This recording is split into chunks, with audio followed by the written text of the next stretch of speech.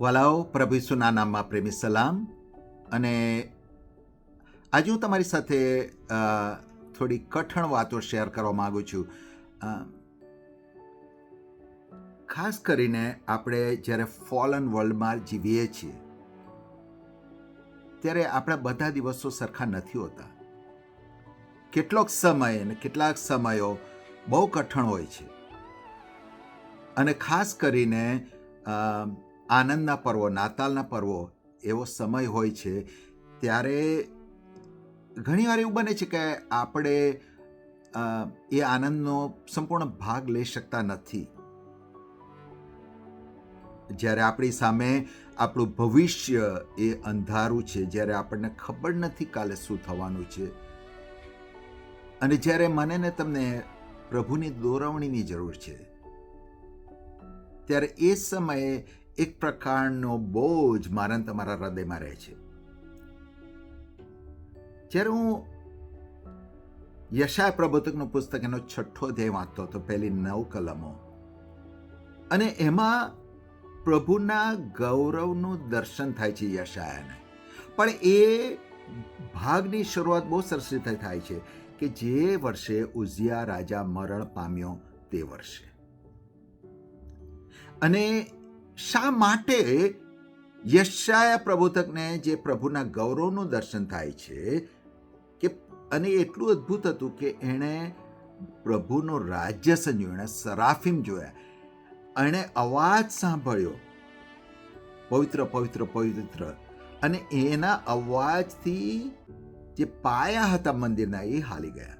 અદ્ભુત સંદર્શ થયો, ગૌરવ અને પરાક્રમનો અનુભવ થયો એને. પણ શા માટે એ પ્રમાણે લખવાનું છે કે જે વર્ષે ઉઝિયા રાજા મૃત્યુ પામ્યો? અને એના વિશે જ્યારે હું પ્રાર્થના કરતો હતો, વિચાર કરતો હતો, ત્યારે ઈશ્વરના આત્માએ જે મને સમજાવ્યું તમારી સાથે આગળ રજૂ કરવા માંગુ છું. સુલેમાન રાજાના પછીથી જો સમૃદ્ધિનો સમય આવ્યો હોય, સુલેમાન રાજાના સમય પછી જો તદ્દન શાંતિનો સમય આવ્યો હોય, સુલેમાન રાજાના સમય પછી જો જાહો જલાલીનો સમય આવ્યો હોય, તે ઉઝિયા રાજાના સમયમાં હતો. શાઉલે 40 વર્ષ રાજ્ય કર્યું, દાઉદે 40 વર્ષ રાજ્ય કર્યું, સુલેમાને 40 વર્ષ રાજ્ય કર્યું, પણ ઉઝિયાએ 53 વર્ષ સુધી રાજ કર્યું. અને એના રાજ્યની અંદર સંપૂર્ણ શાંતિ હતી, સમૃદ્ધિ હતું, બધું જ હતું. પણ એવું બને છે ઉઝિયા રાજા મરણ પામે છે. અને આઈ થિંક કે લોકોના મનમાં હશે કે સોર્સ, પ્રોટેક્શનનો, આનંદનો, સંપૂર્ણતાનો, ભરપૂરીપણાનો સોર્સ એ ઉઝિયા રાજા હતો. અને હવે રાજા મરણ પામે છે અને લોકોને ચિંતાઓ થઈ હશે કે હવે અમારું શું? શું ફલિસ્તીઓ અને મિદ્યાનીઓ અમારા પર ચડાઈ કરશે? શું અમારા પર ઈશ્વરનો જે આશીર્વાદ હતો એ આશીર્વાદ રહેશે કે નહીં રહે? અમારી સાથે શું બનશે? અને આઈ થિંક કે એટલા માટે પ્રભુએ એ પ્રમાણે લખ્યું છે કે પ્રભુ લોકોને બતાવવા માંગે છે કે ભલે ઉઝિયા રાજાના સમયમાં તમે સમૃદ્ધિનો અનુભવ કર્યો, શાંતિનો અનુભવ કર્યો, પણ ખરેખર તો હું રાજા છું.